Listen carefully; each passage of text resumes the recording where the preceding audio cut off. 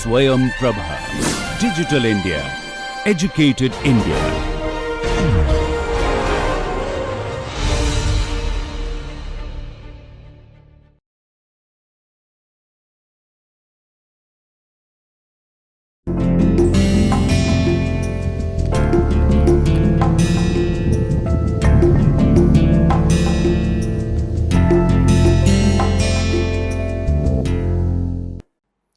Hello and welcome to NPTEL's course on communication skills.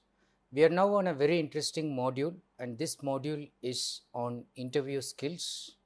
This has been comprising series of lectures, and this is module number 8 on interview skills, and this is the 7th lecture on interview skills.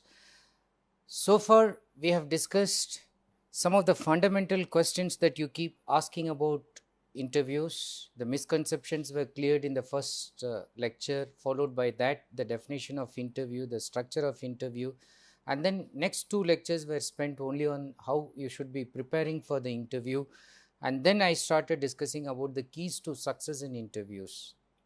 Until recently, in the previous lecture and the one that was before that, I was trying to take you actually to the interview room, the venue, and then how you should actually attend the interview, what should you do during the interview. And while talking about that, I give you some tips. In this lecture, I'll try to talk about more on what you should do and what you shouldn't do in the interview. And then once you do certain things and ensure that you are almost becoming successful, there are certain things you should follow at the end of it, the way you are closing the interview. So once you close it, and then there are certain post-interview functions, some afterthoughts you should have, the kind of attitude that you should have once you finish the interview. So these are the things we'll be looking at it in this lecture. Now first, overall, I said first speak clearly in the previous lecture. Now let me add one more aspect of speaking. I would say that speak with sang-froid. So what is this sang-froid? This is freedom from agitation or excitement of mind. So if you are able to develop this, the mind is completely at a kind of relaxed state. To put it in another way, it refers to coolness in trying circumstances. How do you develop this? So one is by mock interviews, but how many mock interviews you attend, then also you will not be able to gain that kind of coolness in trying circumstances, because the real trying circumstance is the one that you actually experience. When that is the fact, you should be looking forward towards attending interviews as many as possible, or putting you in that kind of trying circumstances where your performance is judged just by your spoken abilities. So coolness in trying circumstances, or to put it in another manner, it refers to calmness in danger or difficulty. So that coolness, indicating that you are not at all disturbed even when they are quizzing you from different corners, and you take it at the appropriate manner with the right attitude and right spirit. So that will again ensure success in an overall frame of mind, the way the panel members are looking at you. So you are just creating that you are a cool and calm and level-minded person, and you are not the guy who is going to be disturbed just because they are putting you under some pressure. So keep that in mind. And then there are certain things which you shouldn't do in the interview. What are the things you should never do? Don't chew gum. Chewing gum may be a fashion style or way of throwing attitude, but then chewing gum inside the interview, physically it obstructs your speaking. Psychologically, it's indicating that you are nervous. Attitudinally, it's indicating that you are aggressive.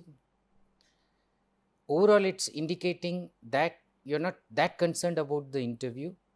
You're more concerned about chewing and your mind is tuned towards that, and so on. So don't chew gum, just avoid it. If you are habituated to that, throw it outside before entering into the hall itself. Then, even if you are a smoker, even if you are offered a cigarette inside, avoid smoking. Don't smoke at all. So you cannot just get inside with off of the cigarette butt and then finish off one puff and then throw it and then get ready for it. So you can understand that your interview is over just when you go there with that. And then don't make distractions, either deliberately or unknowingly. Don't make distractions. Then don't slouch. Sit straight and slightly bend towards the panel. That's the best one. But slouching indicates laziness, disinterest, and all negative things that go along with body language. Don't ramble. To use an idiom, don't beat around the bush. If you have to tell something, tell it straight. Again, to use another idiom, hit the nail on its head. You don't have to beat around the bush to say something. Rambling just means that. Probably you don't know the answer, or probably you have a long way of answering something which could be answered in a very short and sweet and effective manner. Remember what I said when we were talking about technical writing in terms of email writing. I said that if you cannot express your whole thought in a single paragraph, you will not be expressed the same thing in writing an essay for 4 pages. The same thing goes with if you cannot say the same thing in a single sentence, which becomes your thesis statement, you cannot even write a good paragraph. The same thing goes here also. If you cannot answer that first in a single sentence or 2 sentences, and then you keep elaborating, no problem. But if you cannot do that, I'm sure you will not be able to answer that when you drag it for 15 minutes or 20 minutes. At the end of it, you would have confused the panel members. You yourself might be equally confused, and you may ask that silly, embarrassing question like, have I answered your question? Am I right? Okay. Now, this is something that you are supposed to know from your side, whether you have answered it right or not. Fine. Then, don't wear too much perfume or cologne. As I said, it sends negative signal. More than that, there are some members in that interview venue, inside the interview hall, they might be allergic to some pungent smelling cologne. So if you are the one who is doing it, his immediate signal in the mind is that he may catch a cold, he may start sneezing, he may even run into fever. So his or her immediate response, even that fight or flight response, is to just literally or figuratively throw you out, send you out of that room. And this just because you used a perfume that is causing allergy to the person. So that's the most annoying thought in the person's mind. I want to avoid this physically, so what is the only thing that I can do? I should send this fellow out. So the person will be very quick, or ask a snubbing question, or ask a question which you cannot answer and say, that's over, you can go. So take note of this. Safe thing is use very mild one, very gentle one. And if you are sure that there is no foul odor emanating from the body, and then once you take bath, you feel that you are okay, even you can avoid going with perfume or cologne. That's the safest bet. Now, how should you answer the questions when you come to the particular questions related to testing your knowledge or asking you to describe something? So start from the general to the specific. Start from the general and go to the specific. This means give a holistic picture first, and then slowly get to the main and important points and assert the keywords. So you will start with the general statement. It could be the hypothetical statement, it could be the thesis statement, and move to a specific example that will describe the details of a specific skill or experience. In this case, when you are elaborating it, when you are going to the specific point of it, you can use stories or some interesting anecdotes, because these stories and anecdotes about you describe you better than adjectives, which will say, for instance, if you say, I'm a very hardworking guy, I'm very sincere, I'm very honest. Now, illustrate a story that shows that you are very honest. I'm a very loyal person to the institute. Give a story, give an anecdote. Show the time that you spent extra hours when nobody was there and save the institution out of some embarrassment or some crisis. Give a small anecdote. That's enough. Instead of saying that I'm capable of this, that. So, better than adjectives, the actual anecdotes that describe you would tell definitely more about you. Keep that in mind. And even when it comes to your key strengths, have some good, interesting stories to talk about it. So, instead of again telling that I'm very meticulous, I'm punctual, if you have a story to tell how that punctuality saved you or saved your organization, that makes it much more interesting and delightful for the audience to listen to also. There are occasions when you need to volunteer relevant information. It means you should also become smart enough to make the interview members know more details about you, which are much more significant and which are left out otherwise. There are some very important details about you, your career, your experience, which have not been covered up so far in the questions which they have asked, and it looks like they are going to wind up. Now, this is the time when a question is asked and you think that you need to add some additional information, keep talking. Don't just stop. Now, rambling is different from this. When you ramble, you are meaningless. You just move like a rudderless boat. But here you have a point to make. So, you keep talking, and when you have especially something relevant to say, keep talking and bring that relevance to that point that you have been discussing. Then, in case of interviews, generally, remember this, that talking too much is always better than talking too little. Talking too much in the sense of supplying relevant information, giving added information that makes your point clearer, not rambling, meandering again. So, in that case, instead of thinking that I'll be reserved, I'll be shy, I'll keep to myself, be open, show your extroversial tendencies, and then speak more than what is required. So, normally you may be a quiet, calm and reserved person, but interview is not the time to show that aspect of your personality. That's the time you have to speak more. Speak more so that they know more about you. And if they have some second thoughts, it's your additional information that will clear or that will nullify that second thought that may go against your selection. You can use some phrases such as, I would also like to inform you, okay, in a very polite manner.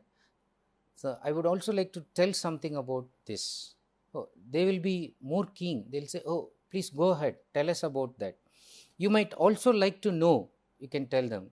Or you can say, in addition, I would like to inform you. In addition, I would like to add to this.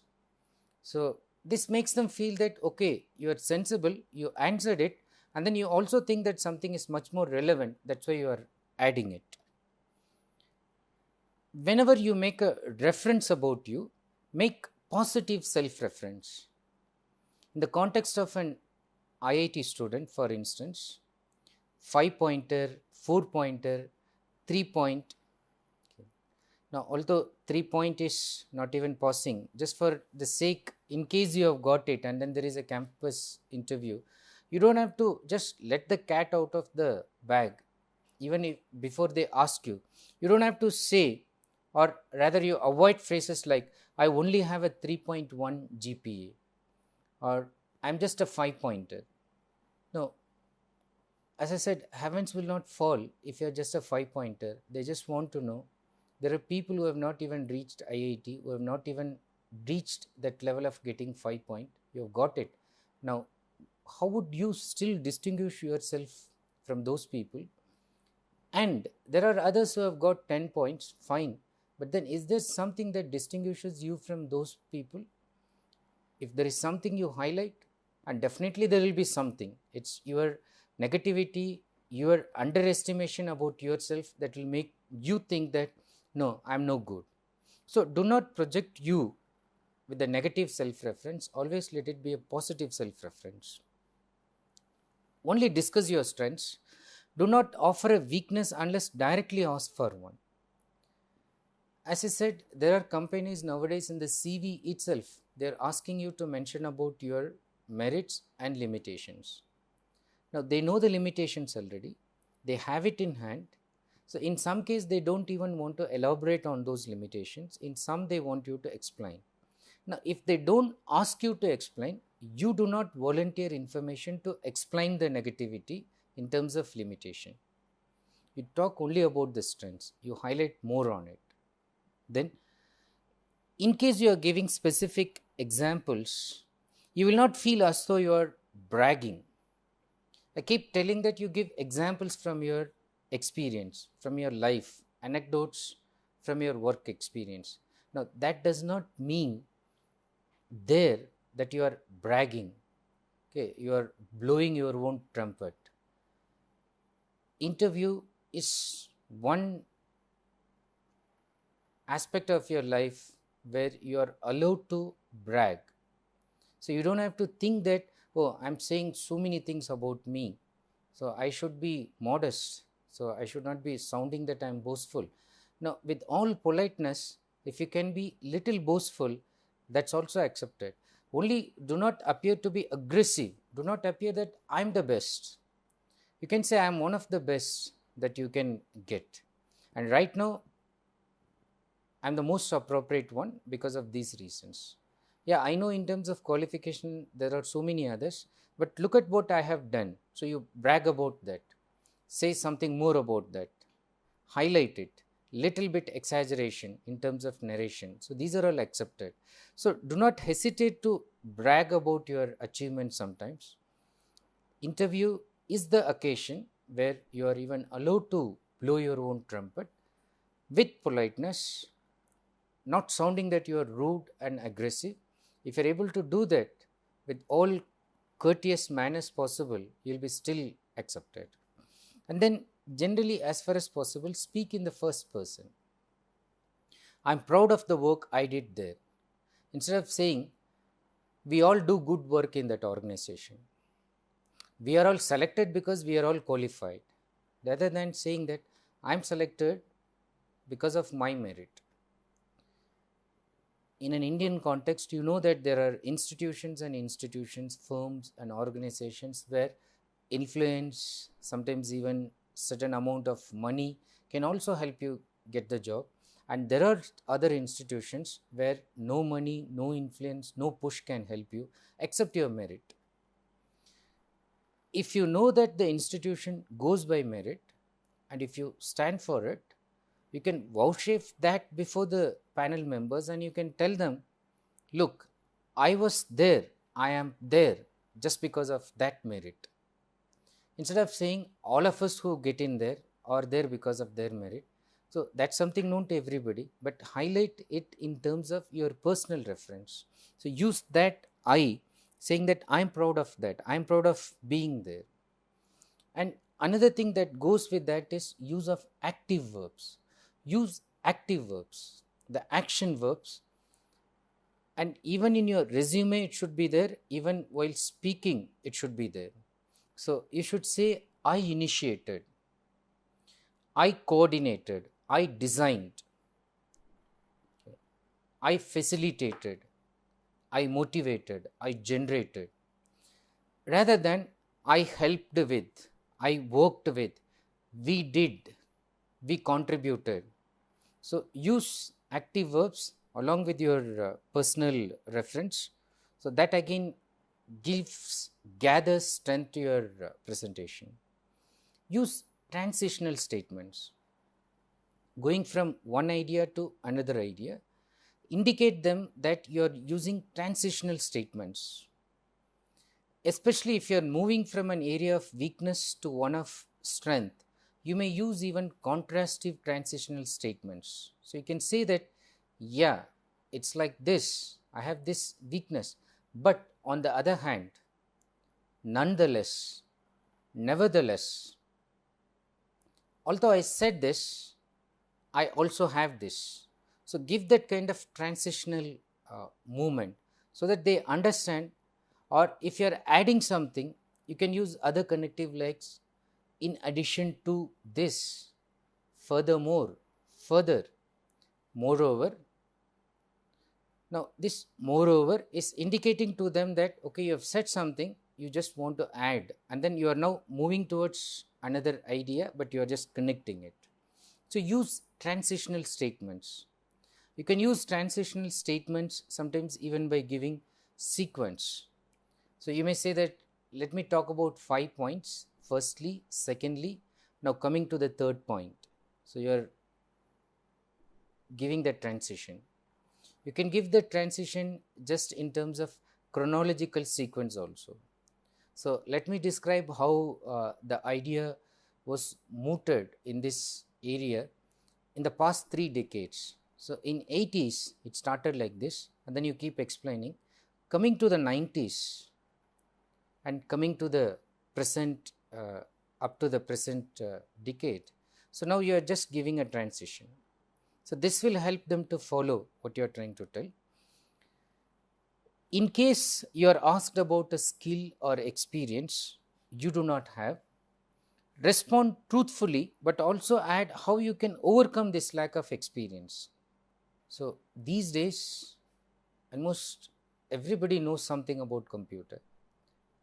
But then if you are trained in a particular manner, and then let us say you do not know Java, you don't have to say, yeah, I know something about it. No, you just say that I'm not aware, I have not done any course, but then just I came to know that this is also going to be a very important thing that I should know in my job.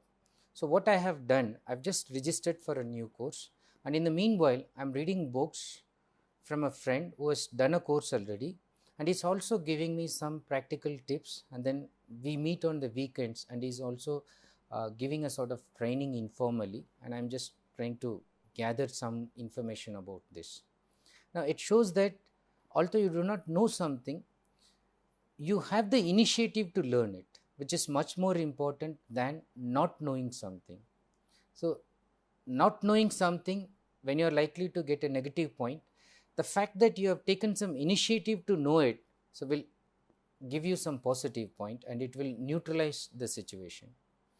So if you do not know, or if they are asking you, quizzing you on some skill or experience which you have not gathered, so be honest about it, but at the same time you show some kind of keenness to know it. Or if you have taken an initiative, so just explain that initiative. Now once you have done this much, now the concluding part, the end of the interview. At the end of the interview, have some questions prepared about the position and the organization. This is your time at the end. In fact, it will be thrown open to you. They may say very clearly, they may say that, okay, gentlemen, we have asked all that we wanted to ask about you, about your experience and all that. We would like to know whether you have some questions. Or they can simply ask you, so before we conclude, do you have any questions, any doubts or clarifications?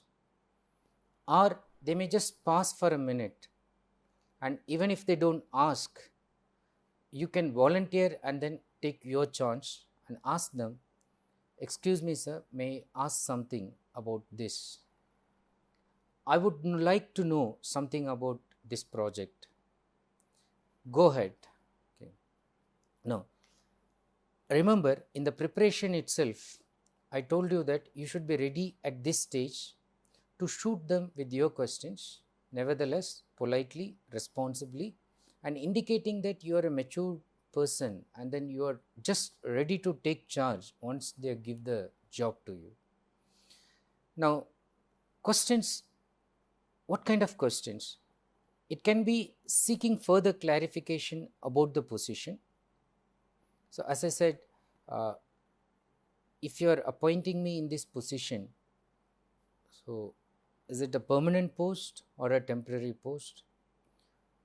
Is there a bond related to that or not? So you can keep asking these kind of questions. How many years I'll be on this position? When will I become eligible for applying for the next position? Or what are the norms for promotion? Will I be promoted automatically based on the number of years I gain experience, and so on? Then job responsibilities. What am I supposed to do? And then whom should I report? How many people should I report? And in what form should I report? What time should I come? In some organizations, you can just drop in any time and it's a target based one. In some other organizations, it's not like dropping in any time, it will be 9 to 5 literally. And in some organizations, there will be punch card. So you punch it when you are entering. If you punch at 9:1 and then if you punch it 3 days at 9:1, 9:2, 9:3, one CL will be cut. So if you are generally the person who will go very late to the office, you better know about these things. Then you can also ask about projects. You can also ask about the travel that the job will involve. How often should you travel? Where should you travel? How much notice will be given to you? So these are the questions you can ask. You can also seek further clarification on the department, the section as such. Questions like goals of that department. So what are their objectives? Do they have a vision? And would you like to, you can say you would like to go through that vision if they have a copy of it. Their career paths, and then the training that they offer. There are some companies, they believe in very intense and rigorous training, including getting up early in the morning, going for some sports activity, doing some yoga and all that, apart from gaining some technical prowess. Now, in that case, you need to know what kind of training they give, how often they give, and where do they give. What kind of thing is expected from you? Do they give a certificate at the end of it, or is it just mere attending that will give you something? So these are things you can ask. You can also seek clarification about the plans, the expansion plan, the direction of the organization itself. And in case they never said anything about salary, you can even politely ask about it, especially if you think that this is an organization that exploits people. You should be very careful about it and you can get it spelled out. Whatever salary it could be, but you can just get that mentioned very clearly. You can even tell them to make it clear in terms of perks and other things. There are some companies that will give you something on paper as salary and something as perks, and sometimes even amount of money that's not accounted in the form of actual salary. Is that acceptable to you? Or if you have problem, you should tell them that no, I cannot take this kind of thing, include everything in the salary. If they say that no, let's say I'll give you 40,000 extra, but if I have to include, I have to put only 10,000. If you are honest and if you think that's fine, you can say that fine, go ahead, that's fine with me, because I want whatever I earn to be accounted for. So I want to be honest to the income that I am getting, and I want to be straightforward in terms of the tax that I am paying. I don't want to get anything extra and so on. So these things you can clear. And overall, once you clear that at the end,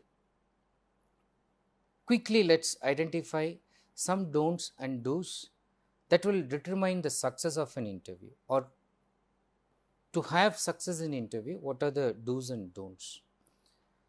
First thing, don't expect easy presence. I've probably done the maximum possible for interview skills in the whole of communication course, and even now I feel that I have not done full justice, because there will be so many questions, doubts, which I can add it in frequently asked questions. And then even after listening to everything and following everything that I have been telling, and the book that I am going to ask you to read, you read everything, you have everything at fingertip. Do not expect easy presence. That means do not expect that you gave a terrific interview. Do not expect that the selection follows you. There are so many other things that are going. Okay. So don't expect that it will be done like that. So don't underperform, don't overperform, perform exactly. And when you do that, do not expect that you will get the reward immediately. And then whenever you are asked to do something, don't promise what you can't offer. So in terms of job performance, generally it is said that whenever you are going to give a promise, it's better to under promise and over deliver, not over promise and under deliver. You promise so much, create very good impression, but they keep asking you, when are you going to do this? Oh, you take another 10 days, and finally the quality is not up to their expectation, it's below standard, so you create very poor impression. But when you are asked to promise, giving a stipulated period of time, how many days will you take? You may add an extra day. You can say that I may take about 12 days. Fine, you are given this 12 days and we want you to finish it at the end of this 12th day. 13th day, we need the complete report. You say, I can do this. Now, you work very hard to finish it on the 10th day, and 11th day you submit it. This means you under promise, but then you are over delivering. This creates a terrific impression. So this at a later stage. So in the interview itself, you do not over promise, especially which you cannot offer them. And don't accept what you don't need. As I said, they can give you things which you actually don't need, which are sometimes extra. Now don't be tempted by that and be dragged into doing something which you hate to do in your life. Ultimately, job, if you seek that as a career, is something that is making you develop your personality, something that is going to make you live happily ever after. But if you are going to take something which you don't want, you are asking for pain, and that pain will be a nagging thing in your life throughout, and you lose your peace of mind, you lose precious relationships, you become a kind of nervous wreck, you will go to psychologist, you develop all kinds of disease, piles, etc., etc., and so on. Now, it could be easily avoided at the beginning itself if you are very prudent and discreet. Then don't ask what they can't give you. Now, I remember one interview where I was also part of the interview, and there was a senior most person, and I knew that that person is the one who will be selected because of the person's publications, experience, and in teaching profession it counts a lot. And I thought that I won't get it. But following the tips that I've been telling you, I thought that I should not let that negativity get into my mind, and I did my best. But still I had that nagging doubt that this person deserves better than me, experience, proven record, and should be getting it also. And I was too young for that at that time. But later, I was one of the candidates who got selected, and I was surprised to know that this senior most person was actually rejected. And later, through confidential sources, I came to know what the person asked in terms of salary package was something that the institute can never give even to the director of that institute. Okay. And they have some limitations, government stipulated limitations. It's a central government run organization. So you have a salary, you have a pay package, and accordingly only it can be given. So he asked something that somebody will get at the retirement age, and he demanded it. So the institute could not actually give it. So do not ask which they can't give you.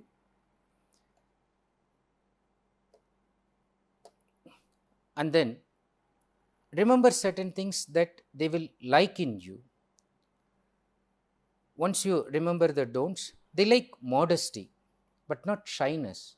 So, modesty is you use caution to say certain things. You don't want to run into things, but they don't like shy people, especially in interview. They like people who are enthusiastic, people who are energetic, who are dynamic, but they don't want people who show that they are over ambitious, over zealous. That should be avoided. They like people who are self confident, but not the ones who are arrogant.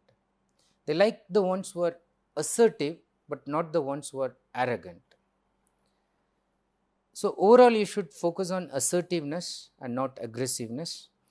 They appreciate short, precise answer and not the long, convoluted answers and meandering.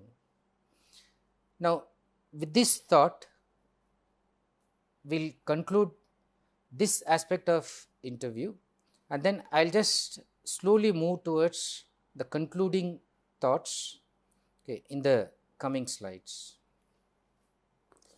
What are the qualities and traits which people do not like in an interview, which would mar the otherwise successful interview? Now, what people don't like is wasting their time. What people don't like is wasting their time by repeating something, and they don't like repetition at all, saying the same thing again and again. And some candidates think that if you do not know the answer, say something again. No, that's another bad way of answering it. If you do not know, say that you do not know, but do not repeat the ideas. Over talking and meandering unnecessarily, unclear explanations. Even after you speak for 15 minutes, the members do not understand what you are trying to say. Unclear explanations. Too many information. You think that you should pack the sentence with lot of information, but too many information is also making them too confused and they are not sure about what is your answer. Then aggressive approach. You think that you should, in your mind, hold all the members by their collar and get the interview selection report in favor of you, and you go with that kind of attitude and you just bombard them with your answers. Now, aggressive, thrusting you on them, and then thinking that that will create a favorable response. No, they don't like it. And showing false interest, pretending sometimes, especially when they say something, showing false interest and then smiling and pretending things, that should also be avoided. Now, once you are sure of these things, know how you should close it, how you should conclude the interview. The close of an interview doesn't just mean that interview is over. Okay, when they finish the last word, it doesn't mean that interview is over. While I said that the first few minutes and seconds are mattering so much in terms of generating a very good impression, you also know that that has set the tone of the interview, the first impression, but the last impression is something that you are cementing in their mind. So, you should just leave with a very emphatic impression, do whatever is possible, but then they should have that kind of impression in the mind. So, what should you do? Before you leave, make sure you ask for a business card if they are very formal and they would like to give one. Otherwise, get to know about these people once you are coming out from the receptionist and so on. Make eye contact, smile, thank them. If they are willing to shake hands, or in an Indian context, once again you say namaste and say thanks and then gently come out. If they give the handshake, it's again a firm handshake. Even if you have performed very badly, it's a very firm handshake, showing that till you are sure that you will get it. Okay. And say goodbye to others as you leave. When you come out, even somebody from the organization may be sitting there. You don't rush going out, just look at the other interviewees who are waiting there, just say bye and if you could divulge some information, do that. You can also encourage them, you can say them, you can the interview was fine and you could do your best and so on, but you say goodbye to others as you leave. Do not make a kind of abrupt exit. To continue with closing the interview, remember at the close you want to achieve 4 objectives. And what are the 4 objectives? First one, make it clear by whatever means that you want the job. Second, set the stage for the next step. If there is an interview that's following this, there are sequential interviews, then set the stage and create a final good impression and get an actual offer by doing that. So these are the 4 objectives that you should keep in your mind, and overall try to show these 4 objectives by showing your enthusiasm. Keep this quick checklist that I am giving you before as well as after. Especially before, this should be in your hand. Do's and don'ts. First, do. Keep copy of your CV and prepare the copy using your CV and prepare your interview using that CV, and be ready to answer questions which are related to this. Listen carefully, ask for clarification if you do not understand the questions. Think before answering, do not rush into giving answers. Answer the actual question, do not answer things which they have not asked you. Know what you want, be sure about it. Sell yourself, know your key points, know the merits, and don't give up if in trouble. The candidates will just say, I'm sorry, I don't know, and they may even ask for permission to leaving the hall. Now don't give it up. Sometimes under pressure, they may push you to a tight corner, but then you'll come out of it, and the best part of the interview may be the last 5 or 10 minutes in which they decide that they select you. So don't give up in times of trouble. Don't lie, don't boast, don't ramble or waffle, don't talk too much, don't interrupt, don't lose concentration, don't let your mind distract. Okay. As I said, that's the most precious time of your life. Don't lose a fraction of a second also. Make unsupportable claims. So don't make unsupportable claims. You say something, they say, could you explain it? Could you illustrate that? Could you provide some facts? You are not able to support it. So don't make such claims. Don't presume that they know you. You are supposed to tell them much about you. Don't presume that they must have read even the CV and they know everything. Even they must have read it very superfluously. You need to highlight certain aspects of your CV. And don't ever be late. So don't go late. Now, once you have done your best in the interview, let's have some afterthoughts. What should you do after the interview? You're out of the hall, said bye to everybody. You have gone home, came back to your previous institution. You are sitting there quietly. Today, tomorrow, what should you do? Now, first, send a follow-up letter within 48 hours of the interview, especially if the format of the organization demands it. You can thank them for the interview that they have given, the chance that they have given, and if you have left out some information which you said that you will be sending them, this is the time to send them with relevant copies and documents. Do an assessment of your performance and work to strengthen any areas of weakness. Always remember, there is no interview where you have answered all the questions 100%, and there is always something that you feel that you missed out. I am aware of candidates who could not answer that simple silly question inside the interview venue. They came out, and just when they closed the door, they came to know the answer. They didn't have the courage to get back inside and give the answer. So there is always this possibility of missing something, near miss of something. So keep that in mind. Assess your performance. If you are at the other side, would you select you?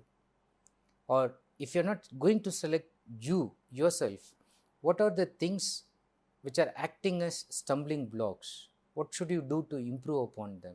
So identify them, and then without waiting for the results of this interview, some interview they tell you immediately, Even at the end of the interview, they start asking you, when are you going to join? We are going to give you this offer. What is the salary expected?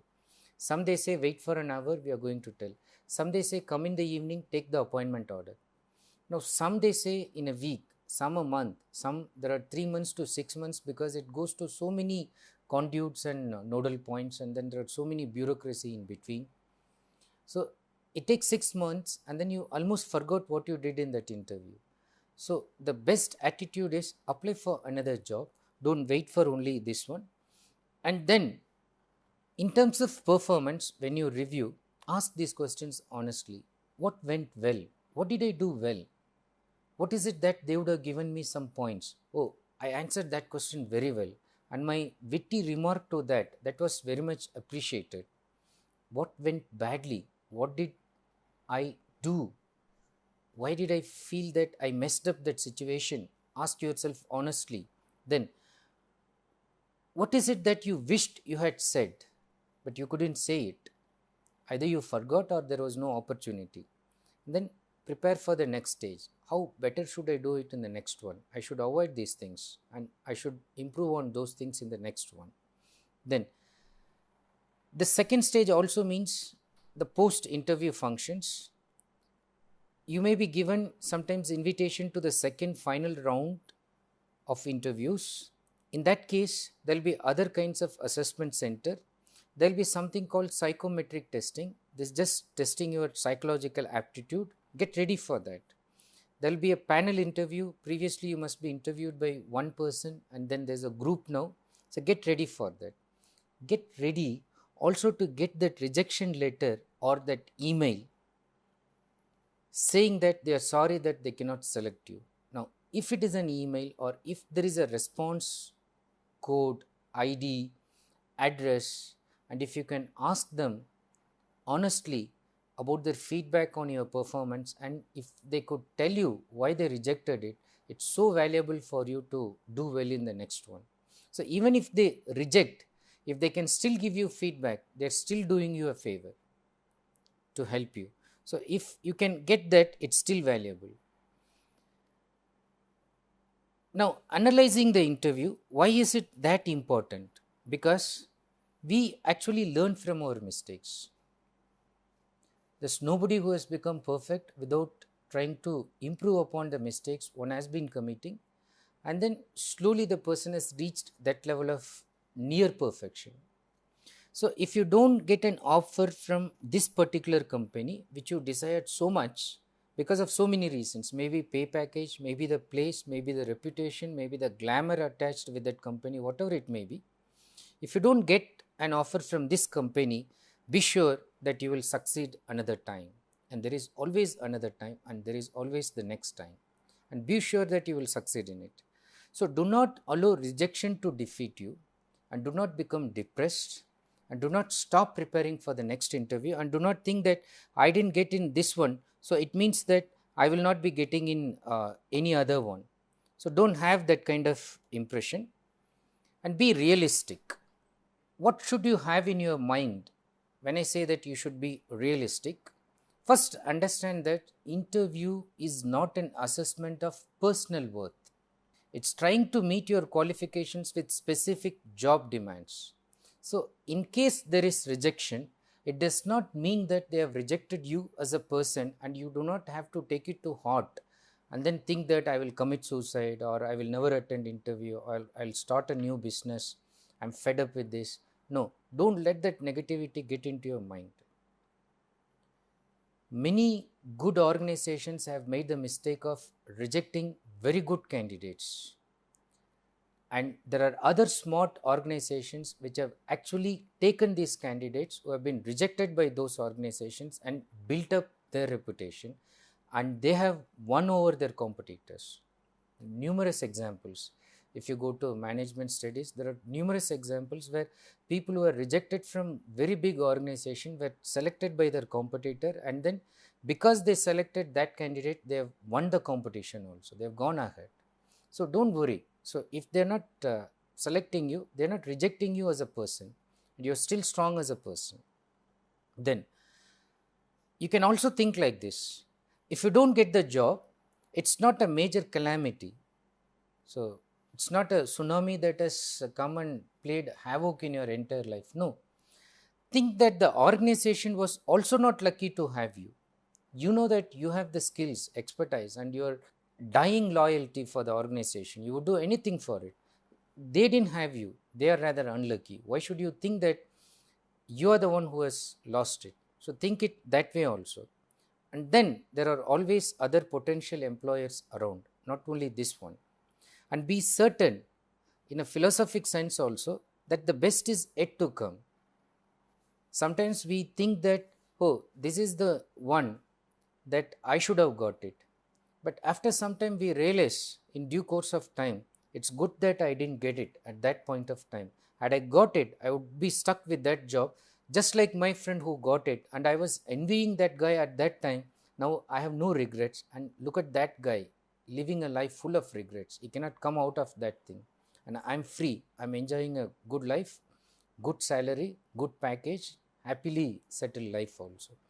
So be certain the best is yet to come. And often we know it's only when we think that the worst has happened, we know that the best is just awaiting round the corner. We only need to take the next step. So keep that in mind. And already by this time, if you have the right attitude, you should be thinking about the next interview. Okay. So you don't wait for the results. So just push ahead to the next interview. And then those who have read theories of motivation will know the famous hierarchy theory of motivation proposed by Abraham Maslow. And if you apply that theory, you understand that every interview is a new opportunity. Whether you win or lose, whether you are selected or rejected, it's a new opportunity. Then, what Maslow talks about in this hierarchy of needs, he says that people are motivated based upon 5 basic classes of needs, and then he puts that in the form of ladder or in the form of a pyramid.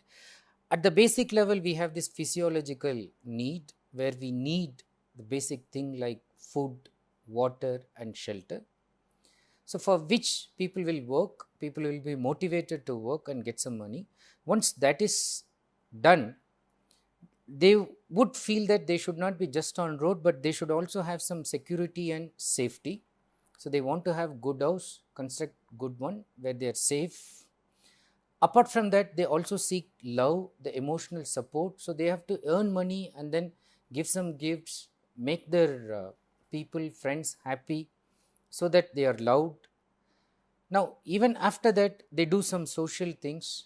They build temples. They donate something for cancer fund.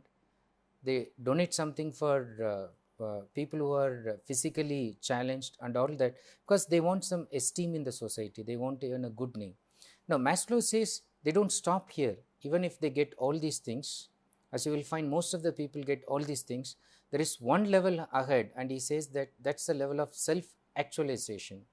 That's becoming what you are destined or what you are having the potential to become. Today, when we say Mother Teresa, for instance, we never ask how she was as a kid. What was she? When we say Mahatma Gandhi, we don't ask what did he do when he was 5 years. Okay, we know each of these persons are already actualized what they had to become. Now, Maslow says that this self-actualization, he spent so much time, pages describing this, and sometimes it becomes quite complex and philosophic. All that I want to tell you is that interview experience is one thing that gives you this self-actualization need, a kind of fulfillment. Okay. So he says that you get this kick just when you climb something like the peak of a mountain, or when you go for a skydiving or scuba diving, you get a kick. Now, just like that, when you push yourself to this kind of situation and you make yourself perform the best, so then also you get this self-actualization need fulfilled to some extent. And then you are growing from one level to another, which only interview can give. Now, once you realize, so actually I am not destined to earn money, earn fame, but then actually I am here to become what I should become in terms of my potential, and interview is helping me to do that, you'll take that in the right perspective, and rejection or selection will not matter to you. Because in rejection, rather you gain so much rather than in selection. Keep that in mind. So you don't have to worry even about rejection. And some quick afterthoughts: don't become discouraged. Whenever you fail to get a job offer, you should assume that someone else had either better qualifications or had better interview skills, or in an Indian context, even just luck or even just influence. To be unsuccessful in a job competition is not a sign of inadequacy. So there are so many other factors which are working. And remember, most people, most successful people have gone through several interviews before they are offered a final position in which they had established themselves. However, each interview, each one moves you closer to your goal, a job offer. So take each one seriously, each one with full potential. You try to give your performance, and there is something to be learned from each interview. And if you go with this learning motive, you understand that each interview itself is a learning experience. As one person says, we cannot become what we want to be by remaining what we are. We cannot become what we want to be by remaining what we are. So if you really want to become what you want to be, you have to keep on revising what we are today.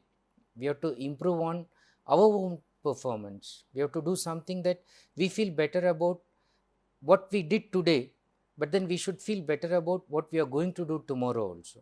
And we have to keep reviewing, revising. So once you have that attitude, so you'll be in the right frame of mind to do well in interviews.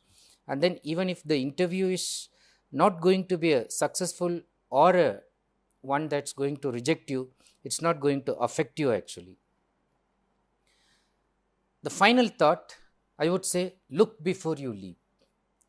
So many advertisement companies will very glamorously take you to a place which looks like heaven, but once you open the door, it's just hell. Once you open the door, you know that just hell is awaiting inside. Okay, there are creepers and snakes and other poisonous things and all painful things that are just awaiting. Now, heaven is promised in terms of pay package. Heaven is promised when you are the one who is offered as a young engineer, you are offered some 60 lakhs per annum. Now, nobody else in the world has been given this much. Now, you jump into it. Now, what they do in terms of that is they buy your time 24/7. You don't have time to even send SMS to your close relatives. So much work pressure. Okay. And then there are people you know who have selected this, but they die of heartbreak, they die of stress. And you, within 5 years, the amount that you have earned, remaining 55 years or so, you spending on your medical bill. Is that worth? So ask that question. So look before you leap. Even if you are given the best interview offers, you always can take a second opinion. You can always compare. You can take experienced people's opinion on that before you just jump just because of the money package. So if, or any other glamour that is associated with that, try to go beyond that. And there are some very quick further references. There is a book on 10-minute guide to job interviews. It gives quick tips. Okay, some tips that you can keep in mind and recall. And there is also a book on winning at interviews. There's another book on handling tough job interviews. While winning at interviews will give you in nutshell some of the aspects of interview, handling tough job interviews will give you additional information about how you can go ahead in terms of stressful interviews. What kind of more aspects are expected from your potential traits, personality traits. Now, how to interview and be interviewed looks the interview itself from both perspectives, from the one who is to be interviewed and the one who is supposed to conduct the interview. So both people need some skills. It's the responsibility of the interviewer to keep the interviewee at ease also. So this books looks at from both sides, so that when you look at the other side, you also gain some confidence. And overall, I would like to conclude this module by giving you my best wishes, and I'm sure that once you go through this, even any of the module which is particularly any of the lectures of this module that is dealing with this interview, each module I've given lot of tips, but then I would say that if you're in a hurry, just take any module and listen to it, and then it's just trying to give you the overall tricks of the trade, the techniques which are required. And in the concluding module, this module, I try to conclude by saying that even if you are rejected, it's not a rejection to your personality, it's just admitting you to another level and making you learn from this. If you have this learning attitude, and if you understand that all is in the process of self-actualization, it's in the process of growth and development, you are in the right frame of entering into the interview venue, and I'm sure success will follow you. So wishing you all the best, and thank you for attending to all these lectures patiently, and I hope you greatly benefit from these tips, and I'm sure you will emerge successful in the coming interviews. Thank you once again.